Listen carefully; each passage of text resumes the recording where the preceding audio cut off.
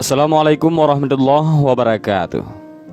Video kali ini kita akan mengisahkan sedikit tentang kisah Syekh Abdul Qadir Al-Jailani. Hidup Syekh Abdul Qadir Al-Jailani diwarnai kisah-kisah kesalehan serta karamahnya. Pembantu Syekh Al-Jailani, Abu Abdullah Muhammad bin Abdul Fattah Al-Harawi berkisah, "Saya membantu Syekh Abdul Qadir selama 40 tahun. Beliau sholat subuh dengan wudhu sholat isya. Jika beliau berhadas, segera berwudu dan sholat sunat 2 rakaat. Setelah sholat isya, beliau berkhalwat dan tidak ada seorang pun yang dapat mengganggunya hingga terbit fajar.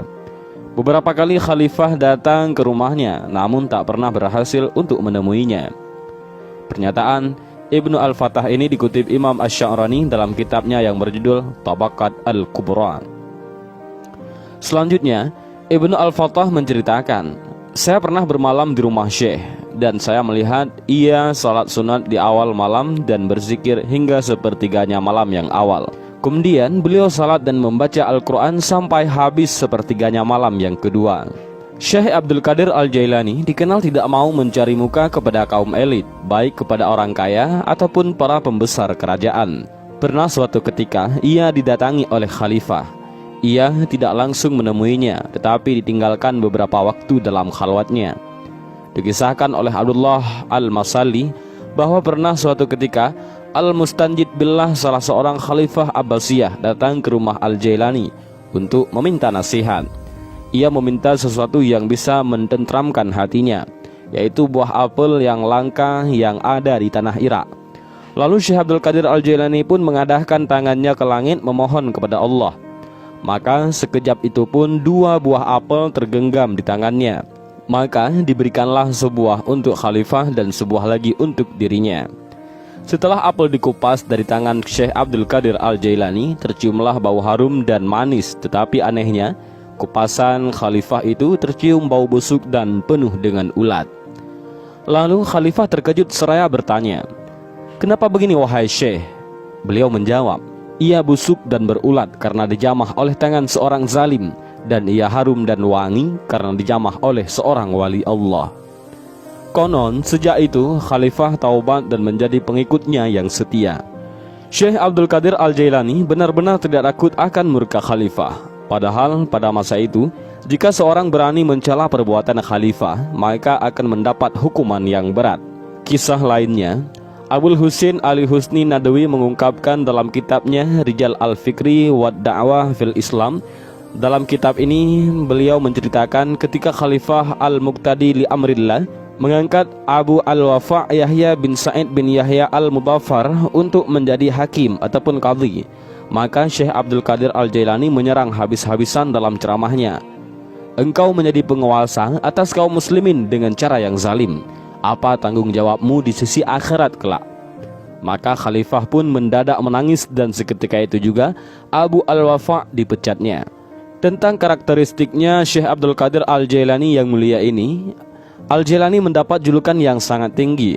Yusuf An-Nabhani dalam kitabnya Jami'u Karamat Aulia menyebutnya sebagai sultannya para wali ataupun sultanul aulia dan imamnya para sufi. Demikian pula Izzuddin bin Abdussalam dan Ibnu Taimiyah yang dinukil secara mutawatir mengatakan bahwa Al-Jailani mempunyai banyak karamah melebihi para wali di masanya. Karamah itu ada kalanya digunakan untuk sesuatu yang luar biasa yang terjadi pada diri seseorang yang saleh atau wali sebagai anugerah dari Allah Subhanahu wa taala untuk menunjukkan ketinggian kedudukan orang tersebut di sisi Allah sebagaimana mukjizat para nabi.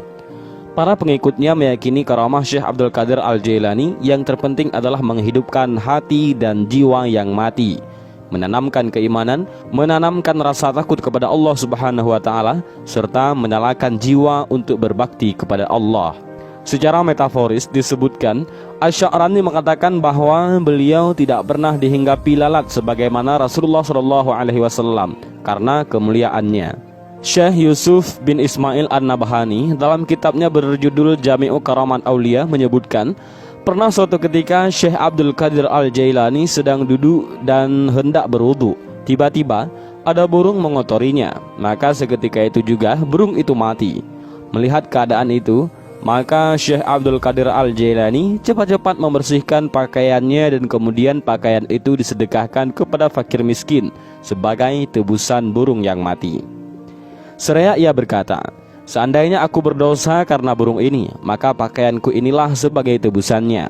Ia juga menghidupkan burung dan ayam yang sudah mati. Sedangkan Abu Ahmad Abdul Hamid dalam bukunya yang berjudul Jawahir Al-Asani ala Lujjain Abbani mengutip Umar Usma Asy-Syarafi dan Abu Muhammad Abdul Haq Al-Harami mengatakan bahwa beliau juga mempunyai kekuatan yang luar biasa, bisa menaklukkan musuh dari jauh. Dengan kekuatan batinnya, ia menangkap seseorang dari kejauhan. An-Nabhani masih dalam kitabnya yang berjudul Jami'ul Karamat Aulia mencontohkan tentang apa yang dikisahkan Sarat tentang Abu Al-Mudhaffar Al-Hasan. Al-Hasan adalah seorang pedagang besar Baghdad.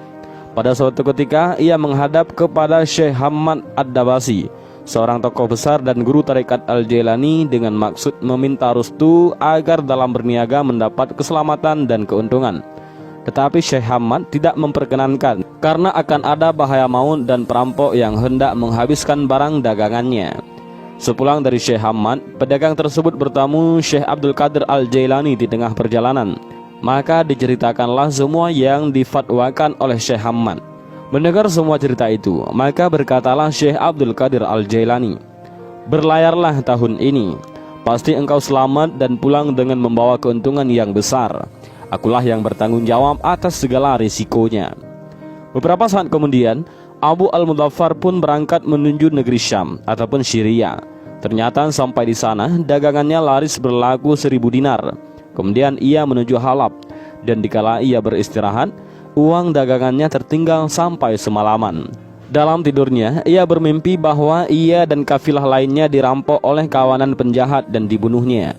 Setelah bangun, maka di lehernya terdapat bekas darah dan masih terasa sakitnya gorokan pisau. Barulah kemudian ia ingat uangnya yang tertinggal di tempat ia berhajat. Maka segeralah ia mencarinya dan ternyata masih utuh uangnya itu. Dan riang gembira ia kembali menuju ke Baghdad. Sesampainya di sana, ia berkata dalam hatinya, apakah ia harus menemui Syekh Ad-Dabbas dulu karena yang paling tua, atau Al-Jailani yang cocok fatwanya? Tetapi tiba-tiba ia bertemu dengan Ad-Dabbas di pasar Sultan.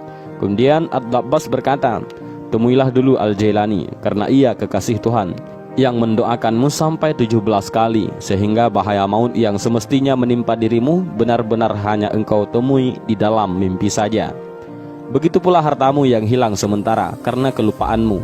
Lalu Abu Al-Mudhaffar menemui Syekh Abdul Qadir Al-Jailani. Sebelum ia, maksudnya adalah Al-Mudhaffar, mengutarakan segala sesuatunya, tiba-tiba Al-Jailani sudah mendahului pembicaraannya. Ia berkata, "Ad-Dabbas mengatakan kepadamu bahwa aku mendoakanmu 17 kali. Demi Tuhan, sungguh aku mendoakanmu sampai 70 kali hingga kau selamat dari bahaya." Dan demikianlah beberapa di antara karamah Syekh Abdul Qadir Al-Jailani. Cerita ini memang sulit untuk ditelaah secara rasional, tetapi banyak yang meyakini kebenarannya. Karamah memang masalah yang sublim dan luar biasa. Al-Quran memperkenalkan 3 bentuk perbuatan yang luar biasa, yaitu mukjizat, karamah, waqi'iyah, dan sihir. Mukjizat secara sederhana biasa diartikan sebagai perbuatan luar biasa yang muncul dari diri seseorang nabi ataupun rasul. Selain nabi dan rasul, tidak ada orang yang mampu mengakses keajaiban ini. Karamah biasa diartikan perbuatan luar biasa yang muncul dari diri seseorang wali ataupun kekasih Tuhan. Waqi'iyah hampir sama dengan karamah, hanya lebih banyak tampil dalam bentuk pengetahuan kejadian masa akan datang yang belum terjadi. Sedangkan sihir adalah juga perbuatan yang luar biasa yang muncul dari diri seseorang yang belajar dan terus berusaha memahirkan diri di dalam mengamalkan keterampilan supernatural itu. Mukjizat, karamah, dan waqi'iyah hanya bisa diakses oleh orang-orang yang secara konsisten membersihkan diri lahir dan batin, yang melakukan pengabdian tulus di dalam pembinaan masyarakat.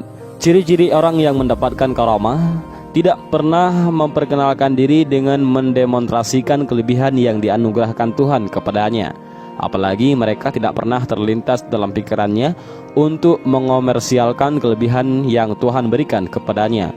Bahkan banyak orang yang sesungguhnya mendapat karunia berupa karamah tetapi tidak pernah mau memperkenalkan diri ke dalam masyarakat.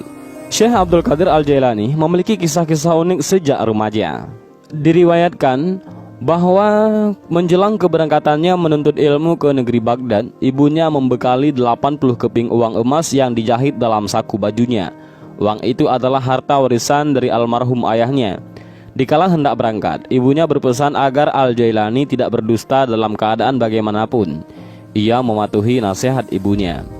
Berangkatlah ia. Begitu sampai di Hamadan, ia mendapat ujian dan cobaan. Segerombolan perampok menghampirinya. Syekh Abdul Qadir Al-Jailani tidak nampak berharta kala itu, sebab penampilannya yang sangat sederhana dan miskin. Tetapi salah seorang perampok itu menanyakan uang kepadanya.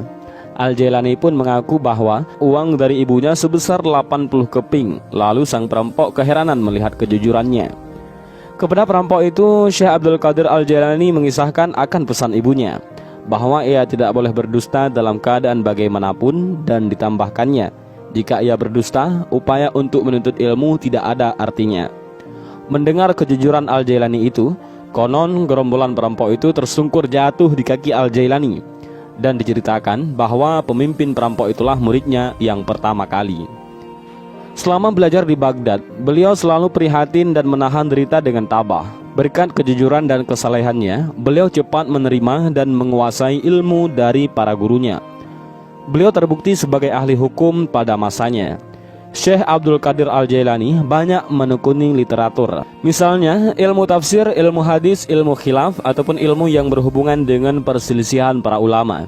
Ilmu usul, kalam dan fikih, ilmu nahu, ilmu tajwid, ilmu saraf, ilmu urud, ilmu balaghah, ilmu mantik, dan ilmu tasawuf. Di samping ahli hukum ataupun ahli hukum fikih, beliau juga seorang sastrawan. Ini bisa dibuktikan lewat karya-karyanya, misalnya Futuh Al-Ghaib, Fatah Ar-Rabbani, dan Qasidah Al-Ghawsiyah yang terhimpun dalam wacana-wacana. Di masa belajar, beliau gemar mujahadah, sering berpuasa dan tidak mau meminta makanan kepada seseorang meski beliau berhari-hari tanpa makan. 25 tahun beliau uzlah dari masyarakat ramai, hanya memakai jubah dari bulu domba usang dan sehelai kain putih yang melekat di kepala. Beliau mengarungi panas dan dinginnya musim di tanah Irak tanpa beralaskan kaki ataupun sandal, dan makan minum yang tak menentu. Syekh Abdul Wahab Asy-Sya'rani dalam kitabnya Tabaqat Al-Kubra mengisahkan suatu ketika datanglah seorang yang menaruh belas kasihan kepadanya serta memberikan uang. Ia pun menerima pemberian itu sedirham untuk membeli roti. Tetapi tiba-tiba jatuhlah secarik kertas di hadapannya sehingga ia tinggalkan roti itu. Kertas itu bertuliskan, keinginan untuk memakan itu dijadikan untuk hamba-hambaku yang dhaif imannya, agar mereka dapat menambah kekuatan berbakti dan taat kepadaku.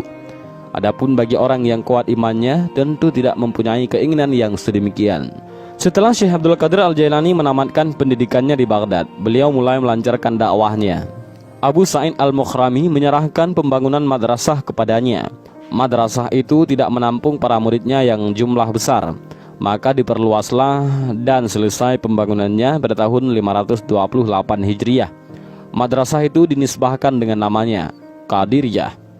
Abul Husain Al-Husni Nadwi dalam kitabnya Rijal Al-Fikri wa Da'wah fil Islam menyebutkan tentang kebesaran nama Syekh Abdul Qadir Al-Jailani. Syekh Manawik Qadamah, pengarang kitab Al-Mughni, mengatakan, saya tidak pernah melihat orang yang besar perjuangannya melebihi dia ataupun Syekh Abdul Qadir Al-Jailani. Dan demikianlah kisah video ini tentang Syekh Abdul Qadir Al-Jailani. Mudah-mudahan menambah ilmu pengetahuan bagi kita semua. Dan juga jangan lupa bagikan video ini agar bermanfaat bagi orang lain juga. Terima kasih. Wallahu a'lam bishawab. Assalamualaikum warahmatullahi wabarakatuh.